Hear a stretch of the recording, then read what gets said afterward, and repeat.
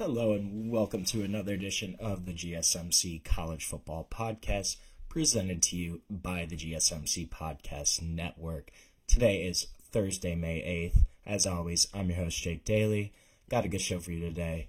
Gonna go over ESPN potentially looking and being open to paying the SEC for the conference to move to a 9-game conference slate. Going to talk about that a little bit. Also going to look at one of the most important roles in college football today in the general manager position, how that's kind of gotten to where it is, how it's become so influential. We're going to discuss that a little bit. Also going to finish up my rankings of the Big 12 coaches today. Got the top 5. Should be a good list. Make sure you stick around for later in the show when I'm going to revisit the 2021 recruiting class, kind of see where those guys ended up, what happened to all of them. And then we're going to finish up by ranking Big Ten quarterbacks, continuing that. Got numbers 13 through 9 today of my rankings. Going to discuss why I think those guys are where they should be. So we're going to get into that a little bit, but before we talk about anything else, I just want to remind everyone that we love hearing from you during the show. We want to make the show as interactive, as exciting as possible. One easy way to ensure you get a comment on the air, read live, is to use the Super Chat feature. To do that, all you have to do is click the $ at the bottom of the chat box, type in your comment, question, hot take, opinion there, and send that in. This guarantees that your message gets on the air, gets read live. It's also just a great way to support our channel, support what we're doing here at GSMC. We couldn't do what we do without your support, and we're so grateful to have you as a part of our community here. So let's get into a little bit about ESPN reportedly wanting a 9-conference game slate for the SEC. Reportedly, according to The Athletic, ESPN has indicated a willingness to increase its payment to the league if the conference adds a 9th game to their football schedule. The league is currently at an 8-game slate. Kind of going to discuss that in a minute, but so there's no formal offer yet. That's key here. There's nothing that has actually been presented to the conference from ESPN. So nothing official, but it just sounds like they're open to it. Reportedly, according to sources, they said that this would likely be in the $50 to $80 million range for annual payments that would be added on to the SEC's current TV contract with the network. And this has been something where SEC has been going back and forth for a couple years about this. A change in ESPN's stance. ESPN had kind of been wavering on this for a little while. A change in their stance here. It doesn't mean that the SEC is definitely going to move to a 9-conference game schedule. However, it's pretty good indicator that this is certainly a possibility, and it's something that had already been discussed in recent years within the conference of 8 or 9 games, what they were going to do. This was a big talking point during COVID. The main hurdle right now as well is expanding the league schedule. Obviously the main hurdle in expanding the league schedule, part of my words there, is the future college football playoff format. We don't know what's going to happen. This is undecided. Likely won't be determined until at least June. And so this makes it a little less likely, even maybe impossible perhaps, for the SEC to make a decision on their scheduling format until that meeting occurs. They have some meetings later this month in Destin for the conference, but they're probably just going to have to wait on the college football playoff format, on those college football playoff meetings that are going to occur in June at the earliest, is when we're probably going to realize what's going to happen with the format. Will they expand it? But still, ESPN's willingness to up that ante is very important. This is a big development because it had kind of been one of the main sticking points among certain SEC teams and members that this was kind of their big point of resisting the push to 9 games, was that ESPN wasn't going to give them more money. Their TV contract was kind of set in stone. And so when the SEC announced that they were adding Oklahoma and Texas in July of 2021, there was a lot of momentum towards a 9-game schedule at that time. And it really kind of increased with those additions. This was a huge talking point for the league. And Greg Sankey, he was one of the guys that had privately advocated for a 9-game schedule. And then this came out later that Sankey did in fact want a 9-game schedule. He said it publicly. So the SEC commissioner has wanted to move to a 9-game schedule. But for the past 4 years, there's been enough SEC members that have expressed opposition that the conference has gone with kind of a quick fix. There's been a temporary 8-game schedule for 2024 and 2025 because of those Oklahoma and Texas additions. And these are obviously the first 2 seasons with Oklahoma and Texas in the league. And some of the concern with moving to 9 games, some of it was competitive based. So especially among teams that were kind of worried about reaching the 6-win threshold for bowl eligibility. You think of Vanderbilt here, Mississippi State at this time, Kentucky has even kind of struggled. So you think of some of those SEC schools in the fact that competitive-wise, if they were to move and add an additional conference game, that's probably a game that those schools will most likely lose. If you replace that with a game against an FCS opponent or a group of 5 opponent, it makes it a lot more winnable, a lot more likely for those teams to reach bowl eligibility. And then there was also economic concerns, right? A 9-game schedule, this kind of means that schools could play 1 fewer home game overall every 2 years because of the odd and even. This is the same thing that's happened with the NFL as they've moved into 17 games, where 1 year a team has 9 home games, the next year they only have 8. So losing a potential home game, that hurts a lot of times, especially when you're one of those programs that you probably would have had a home game against a lower caliber opponent. You every other year you're going to lose that home game. So that was some of the opposition as well when this has kind of been announced, the temporary type fix. And one of the other reasons that Sankey, the SEC, kind of decided on that 8 games at the time was that they hoped the first season this past year, 2024, would encourage ESPN. They were hoping that the exposure from Texas, from Oklahoma, hopefully they have some success. They don't have 9 conference games. Obviously, Oklahoma struggled a little bit, but we saw with Texas. They had a great year in the SEC, were super competitive throughout the entire season, really showcased that they did belong in the conference. And this really kind of looks like it moved the needle a little bit for ESPN. Think of some of the games that those 2 schools were in this past year. Oklahoma and Texas, just their Red River rivalry game, that was a great game overall. Texas, their 2 losses to Georgia, both on national stages, though, kind of showcasing that program, showcasing the additions of the SEC. And then the SEC championship game between Georgia and Texas was the highest rated non-playoff game all year in the college football season.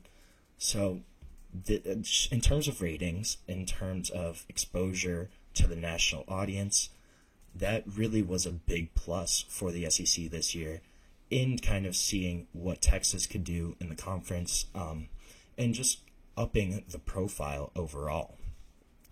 And then at least one SEC team was involved in 8 of the 10 most highly rated games during the regular season throughout 2024.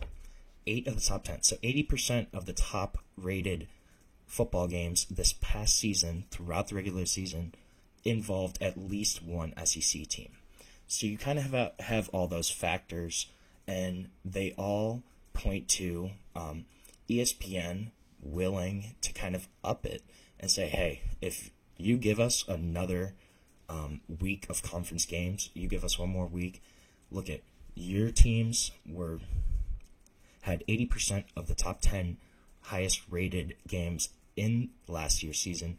You add another week of SEC play, that could really do something for ratings, and it could help both the network and the conference. Another consideration for the league is the games that wouldn't happen regularly if the SEC maintains the 8-game schedule, right? So the 8-game format currently, it only includes one permanent opponent for each team. So think of some of those secondary rivalries too that have grown into huge matchups, right? Texas, their rival would be Oklahoma. So Texas wouldn't be guaranteed to play Texas A&M every year. And that was kind of one of the big exciting points for fans for Texas joining the SEC was the fact that they were going to get to play Texas A&M every year again, renew that rivalry, which is a great long-standing rivalry in the state of Texas.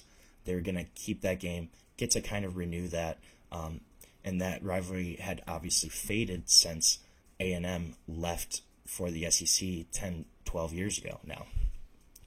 So you think of that game, you think of Alabama, LSU, Alabama, Tennessee, Georgia, Auburn. These are all huge rivalry games for some of the SEC schools. And obviously the schedule could kind of still be changed around if they kept an 8-game schedule. They could change the formatting of it. They could change the language to include some of these matchups regularly. But the way it stands right now, each school only has one permanent rival. So you're missing out on some of these historic great rivalries where these programs have traditionally played each other for who knows how many years, decades. You lose out on some of those.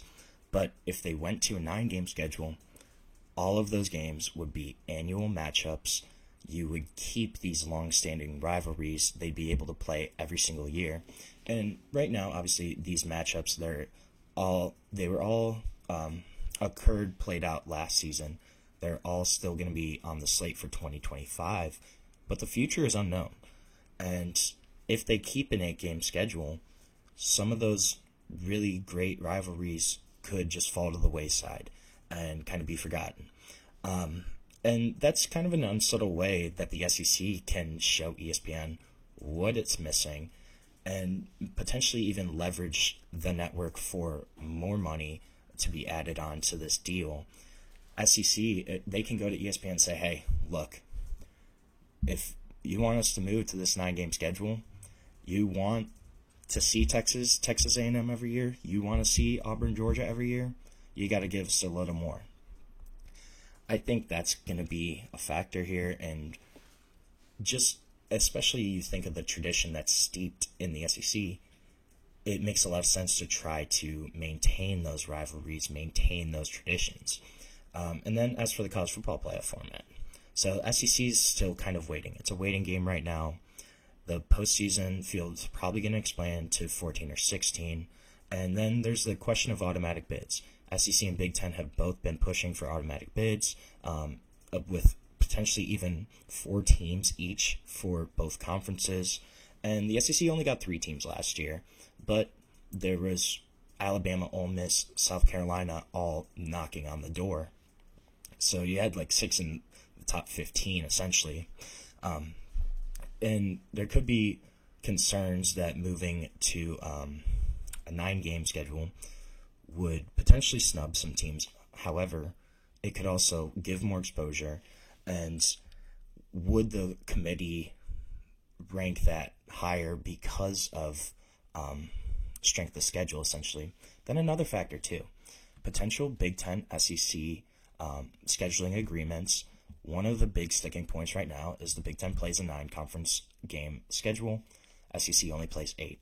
And that's kind of been a sticking point for stalls in negotiations.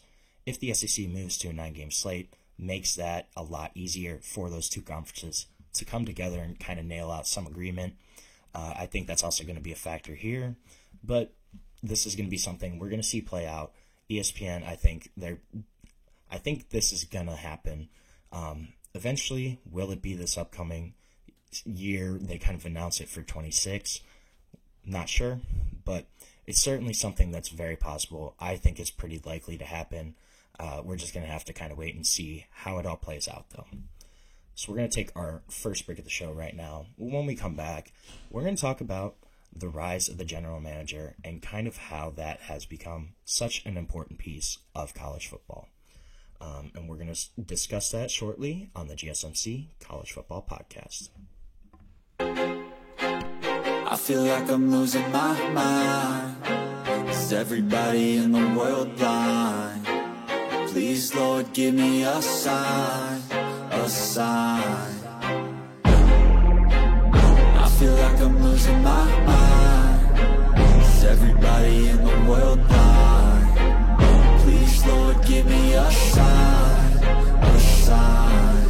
I wanna be the greatest. Everybody on their fake shit. I look around and feel like everybody is the fakest. I make this every day and I'm impatient, hoping one day I blow up from the basement. Statement, the top is so vacant. I don't hear shit that I think is amazing. Waiting for my day when I'm playing sold out shows for 1,000 faces. Hey, give me that crown, get in my way and to be put down. It ain't your place, all this my town. If I want that shit, then I'll get it right now. I'm losing it, the noose it fits. I'm losing shit, a stupid myth. You choose to live or choose to dip. You choose to fight or lose your grip and lose a gift. I feel like I'm losing my mind. Is everybody in the world blind? Please, Lord, give me a sign, a sign. I feel like I'm losing my mind. Is everybody in the world blind? Welcome back to the GSMC College Football Podcast, presented to you by the GSMC Podcast Network. Today is Thursday, May 8th. Gonna talk a little bit now about kind of the rise of the general manager position in college football, how it is becoming increasingly important. Before I dive into that, though, I just want to remind everyone, this show is all about all of you. We want to make it as exciting, as interactive, as fun as we can. And one great way to do that is comments, questions, concerns. We'd love to hear from you. One easy way to ensure that your comment or question gets on the air, gets read live, is to use the Super Chat feature. To use that, all you have to do is click the $ at the bottom of the chat box to type in your message, question, comment there. This guarantees that your message gets on the air and gets read. It's also just a great way to support our channel, support what we're trying to build here at GSMC. We are so grateful for all of you, for your support, and we're so happy that you are a part of our community here at the GSMC Podcast Network. So I want to talk about the general manager, a position that has become so important in college football. We are starting to hear more about it. In 2025, this term, this role has really become a huge point of college football recruiting, NIL, kind of the whole changing landscape. But I want to say this is not an overnight invention. Kind of the GM role, how it's developed and grown into what it has become, this has been something that's happened for nearly 20 years in the making.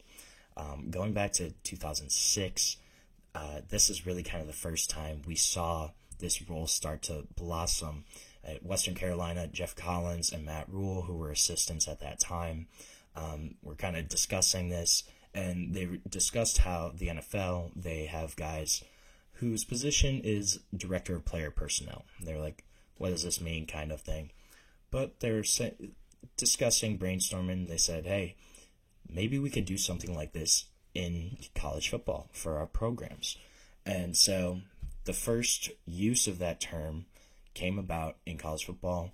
In 2006, Jeff Collins gets hired as the director of player personnel for the Georgia Tech Yellow Jackets. And in this role, he wrote letters, organized phone calls, managed recruiting board, acquired game tape. And in those days, the rules permitted that only on-field coaches were allowed to formally evaluate and recruit players, but off-field staffers, they still played key roles, kind of. So Collins, he helped Georgia Tech recruit 5 players at that time outside of Georgia Tech's normal geographical footprint. They had a top 15 recruiting class in that 1 year he was there, and they haven't had one higher than 50th in the 5 years before Geoff Collins was there. Then 2007, Geoff Collins gets hired by Nick Saban at Alabama, goes over there, and he comes to Tuscaloosa. Now he had a 5-person staff. And then 2009, Ed Marinowitz, he kind of took over that Alabama program. Alabama's director of player personnel, he increased his staff to 24 people. And it's just really interesting. He kind of built this whole thing. Each position coach had a student, and they kind of worked like an area scout almost for the assistant coaches. And he put the student workers through what he called scout school, had NFL scouts that passed through campus speak to them. And this was something that Alabama used really heavily, was key to kind of their success throughout this entire time, throughout Nick Saban's reign, was this player personnel kind of grouping, the recruiting, the whole staff. And this is something that's kind of really grown then. So 2018, Geoff Collins, Matt Rhule, they kind of spearheaded this first personnel and scouting symposium in Nashville. First edition had about 70 attendees. Then this past year, over 700 people attended this conference, this symposium. So Alabama was doing it.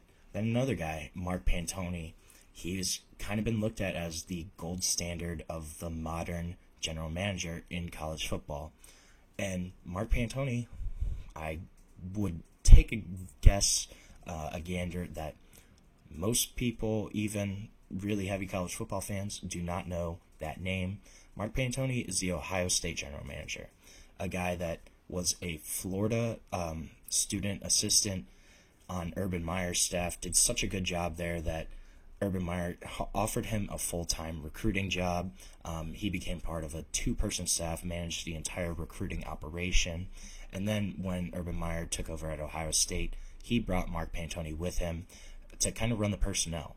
And Mark Pantoni is still in Columbus to this day as Ryan Day's general manager. And if you look at some of the stuff that Mark Pantoni's done with Ohio State, it's pretty incredible. And this role has kind of been just something that has really helped the Buckeyes. You look at what they did last year. They were able to retain Emeka Egbuka, Jack Sawyer. They didn't declare early for the draft. They got Will Howard, Quinshon Judkins, Caleb Downs in the transfer portal, able to get 5-star wide receiver Jeremiah Smith. All of these moves were made by Mark Pantoni as that general manager of Ohio State. And so now this is something that was kind of in the background, right? But it's just become so prevalent. And I also think it's one of the fastest growing industries in college football. You have a guy that you look at, James Blanchard, another name, Texas Tech, that's their general manager. This is a guy that's really, really been a rising star in that role. Notre Dame tried super hard to poach him for him to take over as their general manager, but he remained with Texas Tech, and part of that reason was when Joey McGuire was hired at Texas Tech, the first guy he hired was James Blanchard. He told James Blanchard that he would pretty much have autonomy. He was able to offer recruits or transfers, scholarships without approval from assistant coaches or even from Joey McGuire himself. So this is a guy that really has his fingerprints all over the Texas Tech program, kind of shown in the additions that they have made in the portal this year, bringing in some super high-quality transfers, especially when you look at guys like David Bailey, bringing back Micah Hudson. Just like those are some of the moves. They brought in 15, 20 guys that are really going to transform that roster. But that's one of the kind of roles. Then you look at, this is a thing that's dependent on the program. Some high-profile guys were hired this year. Andrew Luck taking over at Stanford. Former NFL head coach Ron Rivera taking over at Cal. Jim Nagy, the former executive director of the Senior Bowl, kind of ran that whole show. He's at Oklahoma now. as their GM. And then this is something where we're kind of seeing an NFL pipeline as well. Nick Polk was hired at Florida from the Falcons. Pat Stewart was hired at Nebraska from the New England Patriots. All of these kind of NFL connections. And this is something that has been debated too between the college football industry, is general managers coming from the NFL versus college ranks, how that kind of shakes out. The argument, I guess, for the NFL type GMs is this landscape is changing so much in terms of NIL, trying to negotiate those contracts, in terms of retaining players, going out and getting guys in the transfer portal. These are all basically professional type moves, roles, jobs that this general manager has to kind of juggle. This is a role that pretty much every big time program needs now. They have to have a guy that's running the recruiting, running NIL, because it's just too much to handle for coaching staffs. You can't have your head coach just out there negotiating contracts. You can't have your offensive line coach saying, hey, we're going to give you $500,000. That's just not going to work. It's too much on those coaches, in addition to what they're trying to do on the field in terms of actually prepping these guys for games, stuff like that on the field. They already have that role, so you can't ask your assistant coaches to kind of do all of that other stuff. It's not as clean cut as just recruiting guys anymore. It's negotiating, keeping players out of the portal, getting guys from the portal. All of that kind of rolls into this general manager role, which every program kind of really needs right now. There's kind of an argument, though, that the NFL-type GMs don't really understand college football, kind of what makes it unique, the traditions, the going between programs, stuff like that. There's that argument from proponents of the more college-type GMs of, hey, this is, yes, it's similar to the NFL, but again, we're super unique in our own way. We shouldn't kind of have to juggle and maintain everything that these other guys are doing. So either way, the pro to NFL to college pipeline, or vice versa, it's not slowing down at any time. Multiple NFL executives said during the Combine that a lot of people in their front offices have kind of privately expressed interest in moving to college football, potentially taking one of those type roles. But then, on the other end, a lot of college assistants right now, they are being drawn to the NFL. They think it's a better work-life balance, less stress on you, not juggling as many kind of different hats at one point, and it's just they can focus on what's on the field, on their meeting rooms, on developing their players, and getting them best prepared for actual game days. That's something that's super appealing right now to coaches in assistants in college programs, just because of everything they're trying to have to deal with that's going on right now in college football. This is something that's not going to slow down at any point. If anything, it's just going to keep growing, of the professionalization of the sport, of these guys really moving more towards employee types compared to student athletes. This is something that's not going to change. I think this role is just going to keep growing, keep evolving, and I wouldn't be surprised if you start seeing GMs kind of really take over, similar to what Andrew Luck is doing at Stanford. Andrew Luck has full control of that program. He's the one that fired Troy Taylor. Wasn't their athletic director, wasn't their president. It was Andrew Luck. He's the one that had that final say to make that decision. Is this something we're going to see in the future where coaches are gone, but GMs outlast them? I certainly think that's something that's very possible. And I think the influence of the general manager is just going to continue to grow as things get even murkier in the college football landscape. So we're going to take our second break of the show right now. When we come back, we're going to talk Big 12 coaches, going to talk about my top 5, how I ranked them, and kind of why. But We'll be back on the GSMC College Football Podcast. Looking for your daily fix of sports talk without having to pay for it?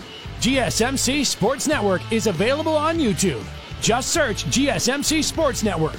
Get your fix of daily sports talk shows on YouTube, absolutely free. NFL, college football, NBA, MLB, MMA, UFC, fantasy football, and so much more. GSMC Sports Network has shows running all day long, with new sports shows starting every 2 hours. Just like on your favorite cable sports channel, except GSMC Sports Network is absolutely free. Just search GSMC Sports Network on YouTube to catch one of your new favorite shows, like the GSMC College Football Podcast, Chip Shot Football Podcast, Hoops and Heels Women's Sports Podcast, GSMC Basketball Podcast, and so many more. Check it out for yourself. GSMC Sports Network, now available on YouTube absolutely free. Search GSMC Sports Network on YouTube right now.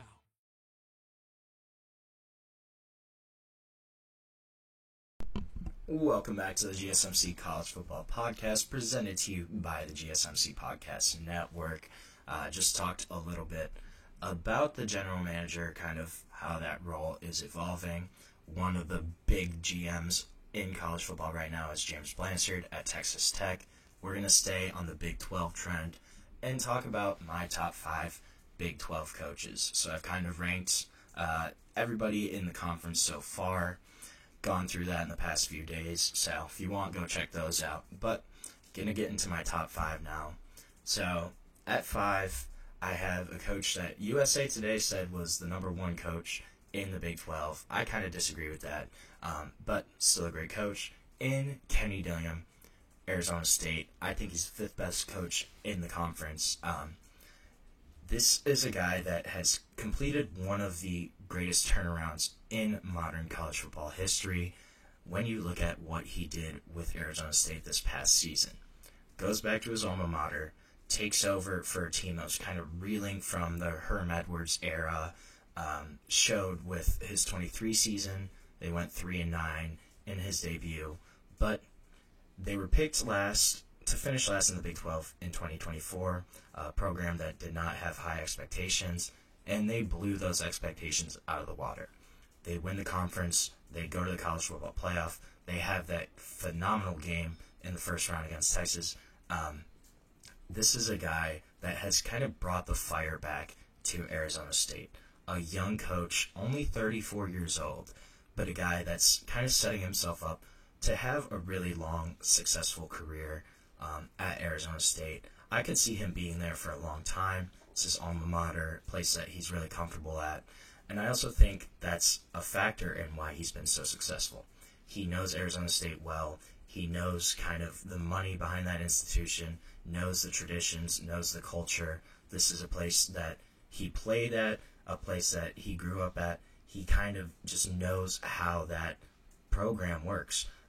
Slid in there right away. I think we could see something similar to what happened in Oregon, where he was the former offensive coordinator, and what Dan Lanning has done. You look at Dan Lanning, he was a young coordinator that got hired at Oregon, mid-30s too, and he's kind of turned that program around, made them set up for long-term success in the Big Ten.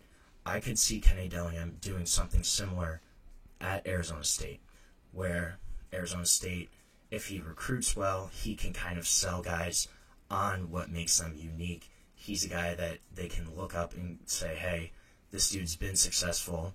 Even if he didn't have a successful NFL career, this is a guy that's been successful in college football, a guy that can help us kind of get to the next level, and a guy that is also just a really great coach. His offensive scheme is awesome.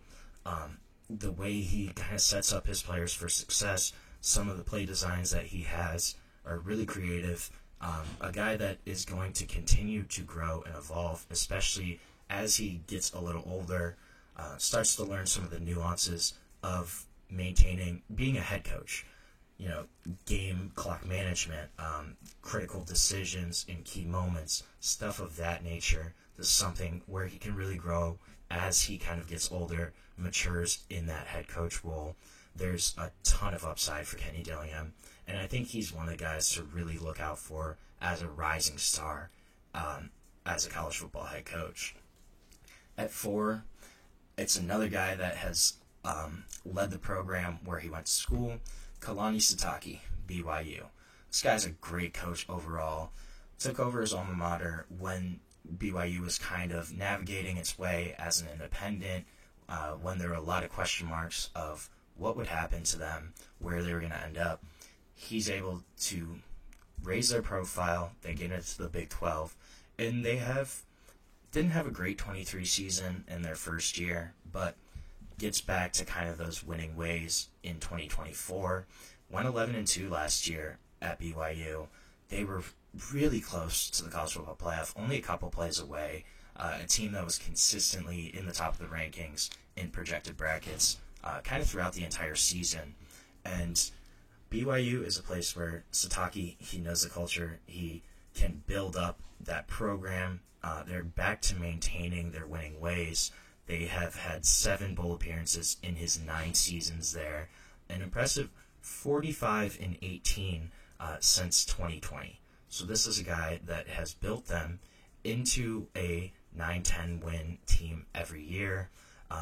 Really successful. And if they can kind of continue raising that profile, especially when you look at some of the moves they've made on the basketball end is really interesting. Have a huge class coming in on basketball. If they can kind of maintain that, and just in terms of raising the overall profile of the university, this is a place where I think Sitake is going to have consistent success. It's a program that he has maintained really well, able to kind of keep guys in from transferring. They haven't had a lot of transfers out, and has gotten players to kind of play up to their potential. BYU isn't a place that's really bringing in a lot of high-profile recruits, but they did pick up a huge tight end in the 2025 class. That's their highest recruit to date. So kind of on the up and up in terms of recruiting, in terms of staying consistent, and a lot of that is due to what Kalani Sitake has kind of built there. I think he's the 4th best coach in the league, a guy that I don't think he's going to lose anytime soon. BYU, I think they're going to be at least bowl eligible pretty much every year that he's there, besides maybe a down year here or there. Chris Kleeman, he's my number 3 head coach. Kansas State, a guy that really goes under the radar. And Kansas State, just in general, a program that is always under the radar. All Chris Kleeman knows is success. He's had winning seasons every year, but one season since he started at North Dakota State as their head coach in 2014. Has had a 48-28 record in 6 years at Kansas State. Kansas State, every year, they're consistently in the title picture. They won the league in 2022. Last year was considered a down year for them, and they still won 9 games. They still won 9 games for the 3rd season in a row, and they're just a really well-coached team. Chris Kleeman knows how to get his guys to play. He knows how to win football games, and he's continued to do that at Kansas State. And when a down year is 9 wins, that's a really good indicator that you're in a great spot as a program. And under Chris Kleeman's direction, they have just continued to kind of thrive. Avery Johnson, one of the best quarterbacks in the Big 12. I'm really curious to see how Kansas State does this year. I think they're certainly in the title picture for sure. This is a team that I don't count out at all, pretty much in any game, just because at any given moment, Chris Kleeman can get his guys to play up to their level of competition, and they can beat pretty much anyone on a given day.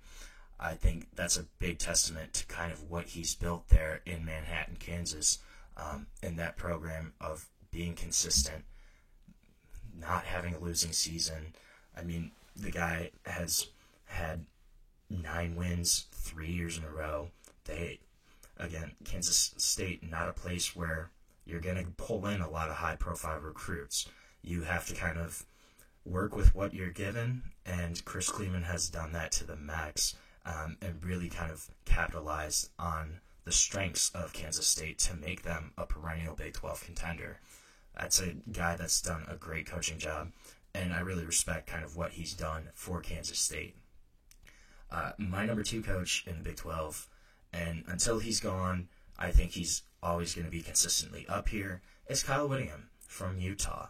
Another name that really flies under the radar, doesn't get brought up a lot in national conversation, but think about what he's done in Utah. He's been there since Urban Meyer. He's turned them into a perennial power. They always have a tough defense. They have a strong identity every single year. You kind of know at least what Utah is going to look like on the field. They're always going to be a tough out. They're going to play you super hard, and that is a testament to Kyle Whittingham and his coaching abilities. They did have a down year last year, for sure. They were preseason Big 12 favorites, projected to win the league at one point, and then had a bunch of struggles on offense. Cam Rising not being healthy the past couple of years has really hurt them overall. So they were 5-7, but that was Kyle Whittingham's worst record since 2013. So over a decade of being bowl eligible at the minimum is super impressive. He has kind of hinted at his retirement that could be coming soon. I could see it being this year. I think it's kind of going to depend on how Utah is going to do. But I think they're definitely going to have a bounce back year. Brought in Devin Dampier from UNLV to kind of take the reins on that offense. Brought in his offensive coordinator as well to work with him. So I think if you see a little improvement on that side of the ball, Utah's going to be back up there. But the fact that Utah is every single year in that conversation for a conference championship is just a testament to what Kyle Whittingham has kind of done and what he's built that program up to be, to the fact where when they do have a bad year, it's really disappointing. And that's just comes with expectations of what he's kind of done. I think this is a guy that's a great college coach, super underrated, and Utah has just been super strong in the past. I mean, pretty much during his entire time as a head coach, especially in the past 10 years, I would say every single year Utah is a super tough out, and that's because of Kyle Whittingham, of kind of what he's built there in Utah, I think. But the number 1 coach in the Big 12, for me, it's got to be Matt Campbell, Iowa State. So think of where Iowa State was when they hired Matt Campbell. They were coming off 3 straight years of at least 9 losses. And since then, since Matt Campbell's been there, they have gone from a complete afterthought to a team that is consistently pushing above its weight, consistently fighting. After 9 seasons there, he's the winningest coach in school history, has 64 wins. Last year, he achieved the team's first 11-win campaign. And this is a guy that could have left Iowa State multiple times. He had NFL interest at one point. He's been constantly kind of rumored as a guy to move up to a bigger program, higher profile, but has stayed at Iowa State, stayed in Ames, and built something really special there. So to the point that they are no longer kind of an afterthought. They do still kind of have some down years under Matt Campbell. I think that's more of just the kind of the talent in the program that is where this is a program you have to have guys that you develop for a couple years and they kind of blossom as juniors, seniors. So, every year, every couple years, you're going to have a year where you had a super heavy upperclassmen team, all those guys leave, then you have a really young team the next year, and it could be kind of a struggle. That's just the kind of place where Iowa State is. But the fact that Matt Campbell has brought them out of the abyss, pushed them to become a team that is no longer just an afterthought, no longer a pushover, that's a testament to all of his ability as a head coach. I think it's incredibly impressive what he's kind of built there in Ames, and just where they've come from to where they've gone is a huge, huge testament to Matt Campbell and to his coaching staff overall there. So we're going to take our second break of the show right now. When we come back, I want to look at the 2021 recruiting class, kind of see where some of those guys ended up, who's gone, who's still in college. There are a couple, but we're going to get on into all of that when we come back on the GSMC College Football Podcast.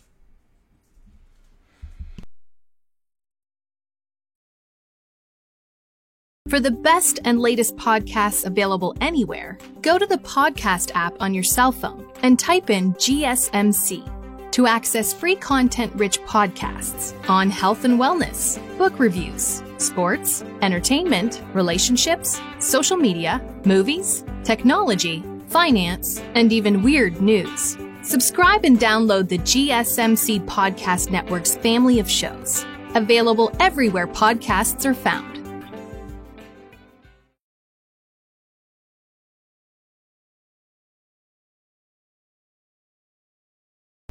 Welcome back to the GSMC College Football Podcast, presented to you by the GSMC Podcast Network. Just talk some Big 12 coaches, gonna switch gears and talk about the 2021 recruiting class and where some of these guys have kind of ended up. And I first want to go over just kind of some of the stats. So, in total, 140 recruits from the 21 cycle have been drafted over the past 2 seasons. That includes 23 first-rounders. So a class that had a lot of guys that ended up having success. There are still a couple that have eligibility returning for their 5th year of college football this upcoming season. In all, 70 players from this class were taken in the first or second day of the draft over the past 2 years. 25 of those were former top 100 recruits, so not a bad hit rate. Especially when you consider kind of what a crapshoot recruiting can be. Evaluating prospects at the high school level can be really tough sometimes, considering just where they're from, will the production translate, all of that factors into recruiting, and some of the misfires. But so, look at the top 10 recruits. So, number 1 was Quinn Ewers. Quinn Ewers, obviously, one of the most hyped quarterback prospects of all time, a guy that was a perfect rated prospect by a couple different sites. I think 24/7 had him as 100 overall ranked prospect, which is incredible. That doesn't really happen ever. So this was a guy that had huge expectations, went to Ohio State originally, early enrolled, transferred back to his home state, and played at Texas. A guy that had a lot of success there, but fell all the way to the 7th round. Frankly, I was shocked that he fell that far. I thought he was a 3rd or 4th round quarterback. But a guy that still has talent, still kind of showcased what he can do as a quarterback. I could argue, I think most people kind of say that his career was a little disappointing as a college quarterback. He obviously was a starter for multiple seasons, had kind of glimpses where he showcased that talent, but never put it truly all together. Never lived up to his fullest potential, I would say, as a quarterback, but a guy that was still an impressive starter for Texas. I was surprised that he fell that low. 7th rounder, though, for the number 1 overall prospect in that class. Number 2 was Corey Foreman. Corey Foreman, of this top 10 list, he's kind of one of the only ones that didn't really hit. It was a big deal when he signed with USC over Arizona State, Clemson, Georgia, LSU. That was kind of his final list. But a guy that didn't really produce at USC, only had 2.5 sacks in 3 seasons there, landed at Fresno State last year, and actually had a decent year last year. Had 24 tackles, 3 sacks, 3 forced fumbles, only made 1 start for Fresno State, but a guy that is going to play again for the Bulldogs this upcoming year. One of the only, I would say, misses of this top 10 list. So then you look at number 3 was J.C. Latham, Alabama. Obviously, first rounder in 2024, was the 7th overall pick. A guy that had a great career there on that offensive line. Number 4, J.T. Tuimoloau. I would say he was also probably a little bit of a disappointment at Ohio State. You could tell there were glimpses of his talent, especially when he played Penn State. J.T. Tuimoloau looks like the best defensive end in the world whenever he plays the Penn State Nittany Lions. Besides that, the production would be lacking. But a guy that still was a 2nd-round pick this year, number 45 overall. Number 5 was his Ohio State teammate, Jack Sawyer. Jack Sawyer, I will say, being from Ohio, I remember when he was being recruited. This was a kid that was from Columbus, an elite prospect at defensive end, and a guy that I would say, didn't really live up to expectations. However, had his biggest moments in their national championship run this year. Had that interception. A guy that was kind of the heart and soul of the Ohio State team. So, a guy that fell, though, he was a 4th-round pick. I think that was probably pretty accurate for kind of where he stood after college. Leonard Taylor was number 6. He was the only guy out of this top 10, obviously besides Corey Foreman, he's still in college, the only guy in the top 10 that did not get drafted. But he's in the NFL, he's playing for the Jets right now. A guy that had a decent career at Miami. I wouldn't say it was outstanding, but still in the NFL, so obviously that's not bad. I would take it. Number 7, though, 7 was Caleb Williams. We all know Caleb Williams. This was a kid that, obviously, one of the best quarterbacks in college football, won the Heisman, first overall pick by the Bears. So I would say that worked out pretty well for Caleb Williams there. Amarius Mims was number 8 from Georgia, big offensive tackle. He's a first-rounder, too. Dallas Turner, 9, Alabama. Really strong defensive end there. I don't think Dallas Turner, his production, kind of similar to Tumalau and Sawyer. I don't think his production kind of lived up, but a guy that was still a really great defensive end for Alabama. And then number 10 was Emeka Egbuka. So, Emeka Egbuka, I mean, when you look at some of the other wide receivers that Ohio State has had, a guy that kind of got overlooked a lot of times, but a dude that is second all-time in receiving yards. I believe he has the receiving record right now for Ohio State in terms of receptions. So a guy that really had a great career for the Buckeyes. Again, was a first-round pick this year, so not doing too bad for himself there. One of the other interesting stats of this class, I think, is that more than half of the top 100 recruits, 54 overall in total, transferred at least once in their college careers. Of the 41 top 100 prospects who were drafted, only 7 of them are transfers, though, which I thought was kind of interesting. So you look at the guys who have actually been successful, the majority of them stayed at the university that recruited them and produced there. The other guys obviously didn't really do a whole lot at their first schools, ended up transferring. I thought that was kind of interesting, though, that of the 41 who had been drafted, only 7 were transfers. And 4 of those were quarterbacks. Caleb Williams was one, Quinn Ewers was one, Kyle McCord was one, Jackson Dart was one. So there's 2 hits, 2 misses there. Dart, Caleb Williams, first rounders. Quinn Ewers obviously fell to the 7th, which I was shocked by. And then Kyle McCord, actually, this was a good transfer for him, getting out of Ohio State, going to Syracuse, where he performed great last year, led the Orange to a 10-win season, really kind of helped rebuild his reputation after he got ran out of Columbus. Frankly, I think the reason that he left was he was getting a lot of hate after the Michigan game 2 years ago, in which he threw a game-sealing interception.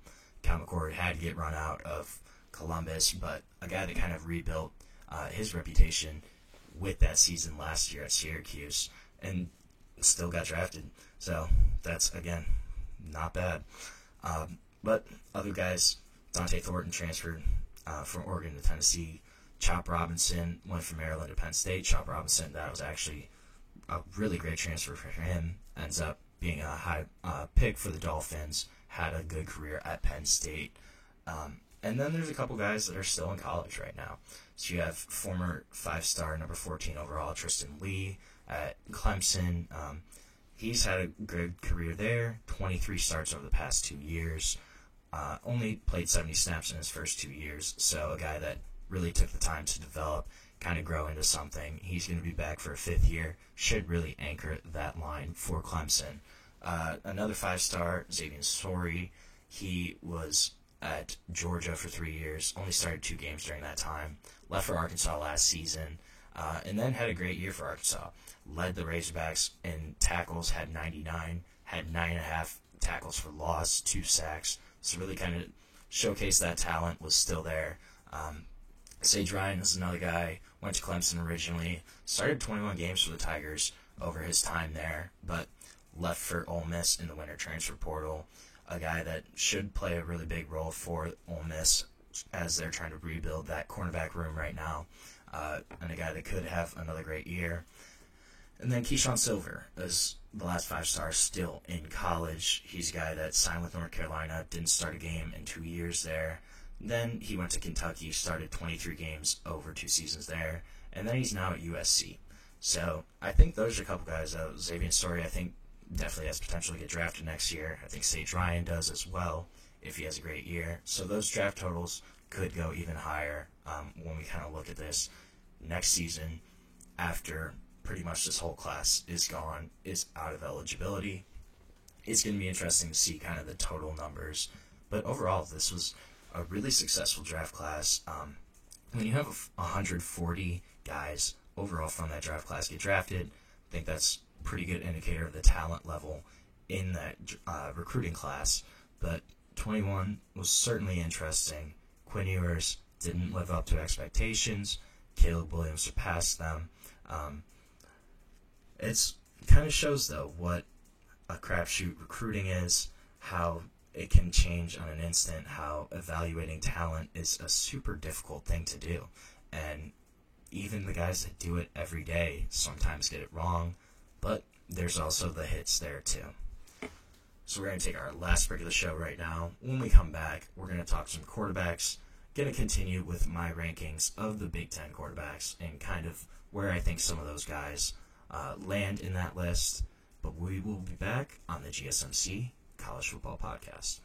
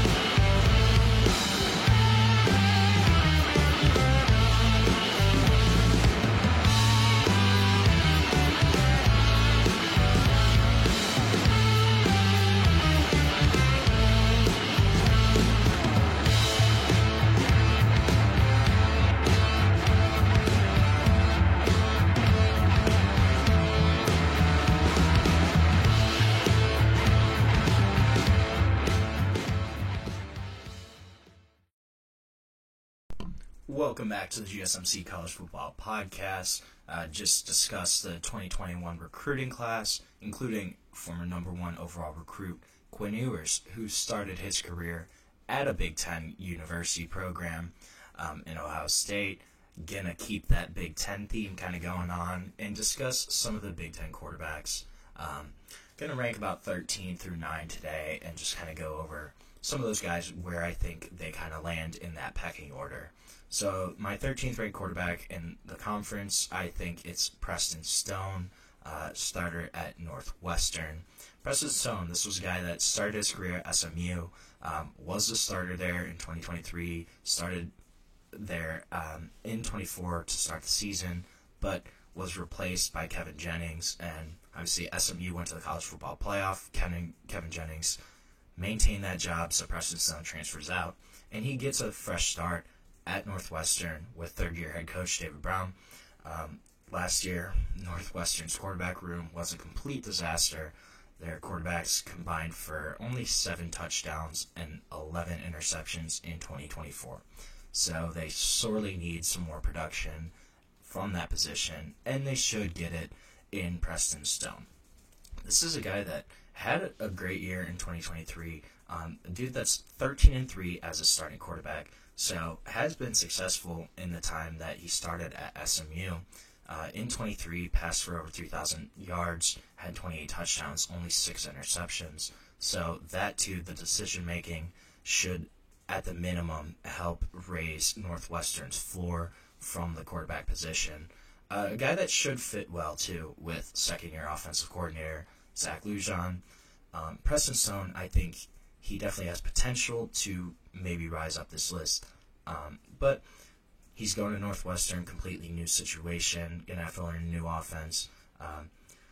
The good thing, though, he's an unquestioned starter, I would say. Jack Lausch, he's still kind of in contention, but he also plays baseball for Northwestern, so hasn't really been around in the spring.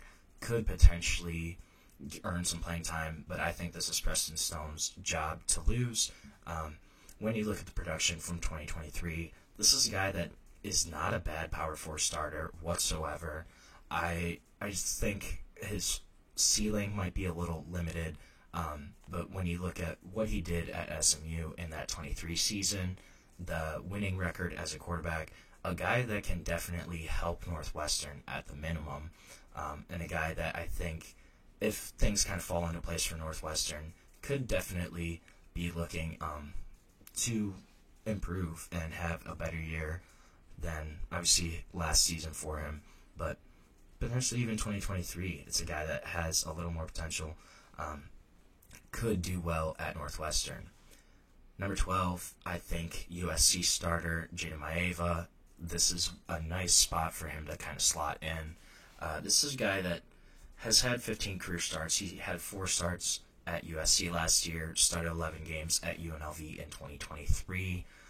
Had an okay season for USC. They kind of struggled overall on the offensive side of the ball. This is a pivotal year for Lincoln Riley at USC.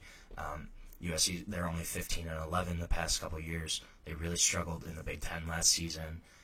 The one thing with Jada Maeva, he is going to have to improve his passing completion percentage.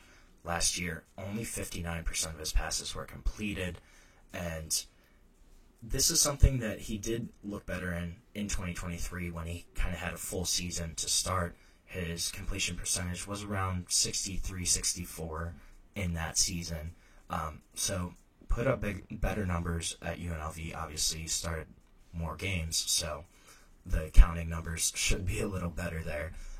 But a guy that had a better completion percentage in a full season was the low percentage last year, potentially because of just not getting enough playing time, not adjusting as well, or was it potentially just because of the Big Ten level of competition, the jump up?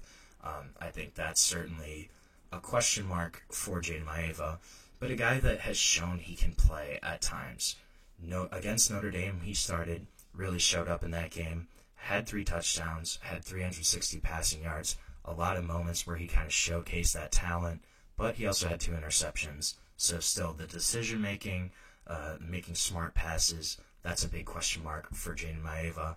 But a guy that is 6'4", big passer, athletic, moves better than he kind of looks, and he's going to have to show that he can fully adjust to the Big Ten level.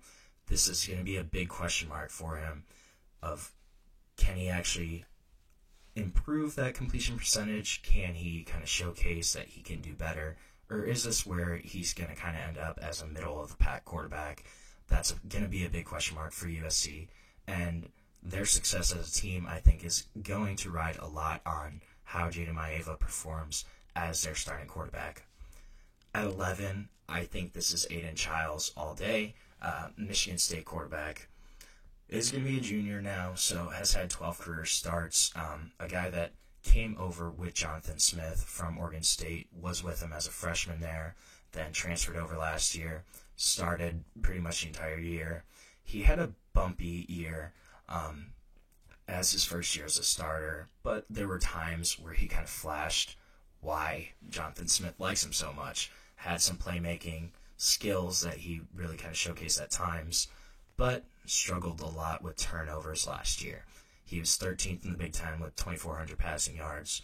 He also threw a conference-high 11 interceptions, though. So that's going to be a big thing here is, can he cut down on that interception total? Can he make better decisions as a passer? Another big thing to look at here with Aiden Childs is the Spartans allowed 36 sacks last season. It was the most in the Big Ten. He's going to need better protection. If he gets better protection, will he kind of really blossom into more of a high-level starter if he can get better protection, cut down on those interceptions, that's certainly very possible, I think, for Aidan Chiles. But those are going to be the big question marks around him. That's why I kind of have him ranked where he is right now. At 10, I have Julian Sayin from Ohio State. Wasn't really sure where to put him. This is a kid that has not started at all for Ohio State, super young, and still hasn't been named the starter. Could be Lincoln Kienholz. It really, really sounds like it's going to be Julian Sayin. I think it's going to be Sayin just in terms of potential. This is a kid who's a redshirt freshman, obviously transferred from Bama after Saban left. Was a 5-star coming out of high school, though. A kid that was the MVP of the 2023 Elite 11 finals before his senior year, has showcased his talent during his high school career, had almost 8,000 passing yards during that time, had 85 passing touchdowns as a high school starter. So a guy that really has high potential. I think if you get him in that offense with Jeremiah Smith, Carnell Tate, Brandon Ennis, it's going to be really interesting to see. I think he could thrive there. But, again, it's going to be a first-time starter. Doesn't really depend on who it is. Still kind of the same question marks, regardless of if it's Julian Sayin, Lincoln Kienholz, of the inexperience, stepping in as a full-time starter. How will they kind of adjust? But Ohio State is a great place to really try to maintain, develop that profile as a starter. Then I think getting into the single digits now, I have Iowa's quarterback Mark Gronowski, a guy who I also wasn't really sure where to rank. This is on the other end of the Julian Sayin experience. This is a guy that's ultra experienced. 55 career starts at South Dakota State. Just transferred in this year to Iowa. Should take over as a starter there. But a guy that took South Dakota State to 2 national titles, won 2 titles there at the FCS level. Was a guy that was the FCS Athletic Director's Offensive Player of the Year in 2023. Phil Steele's FCS Offensive Player of the Year in 2023. AP FCS All-American First Team 2023. Kind of struggled a little bit last year, but South Dakota State still won 11 games. So I think that's still a pretty successful season. And then also, this past year, he rushed and passed for touchdowns in each of the first 6 games of the season, finished with 8 games total where he had both the passing and rushing touchdown. So gives them a little more of a dual-threat offense. This is probably the best quarterback that Iowa's had, and I don't even know how long.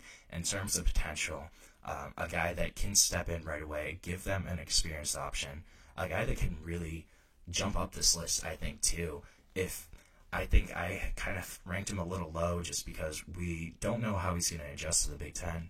We don't know, will that jump in competition will affect him, but a guy that has showcased his talent at the FCS level, a guy that's super impressive, 93 total touchdowns, 20 interceptions during his career there, and a guy that can step in and give Iowa something that they desperately need from the quarterback position in a playmaker and a guy that can do a little more than what is asked of him.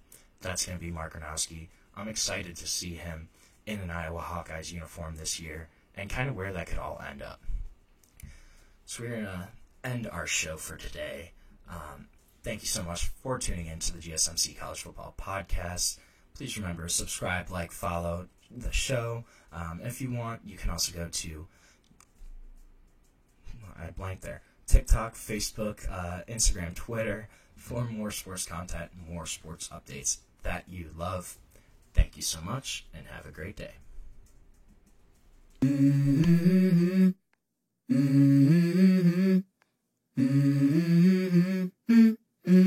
Let's go. I wake up to a little bit of drool on my pillow, feel like it's gonna be a bad day. Yeah, I'm tired of shit, and the coffee ain't hit yet, damn ain't that great. I don't wanna go to